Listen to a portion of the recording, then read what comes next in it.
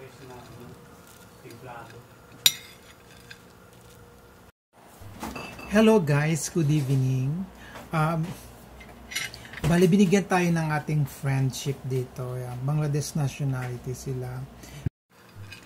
Binigyan tayo ng ganitong klase ng pagkain. Ito daw yung specialty sa kanila. So, para siyang popcorn na rice. So, titikman natin kung anong lasa nito. So, yan guys, titikman ko na ang lasa niya. Meron siyang kamatis, meron siyang parang chicharon, tapos may sili siya, maanghang, tapos may sibuyas. Tapos nilagyan nila ng lemon, so hindi ko alam kung paano to. I-squeeze ko pa yung lemon dito. Pero for sure nga. So parang salad yung itsura niya. Kasi may kamatis, meron siyang sibuyas, may sili. So, anyway, tikman na natin guys kung anong lasa.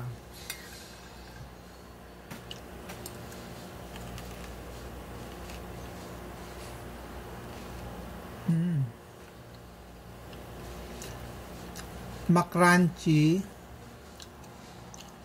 Tapos may anghang, may sili kasi.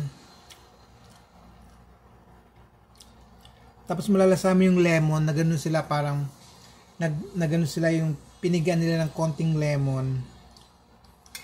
O inismas nila yung ginanon-ganon ba nila ng lemon kasi may lemon na maliliit eh.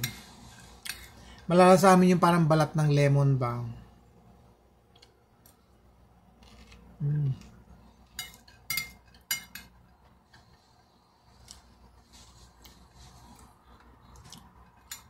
Yan guys, specialty nila ito, very delicious. I-try nyo din.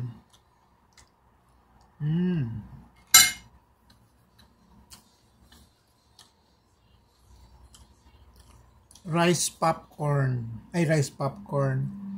Rice pop. Pop rice. Pop rice siya na merong mga assorted na chichirya.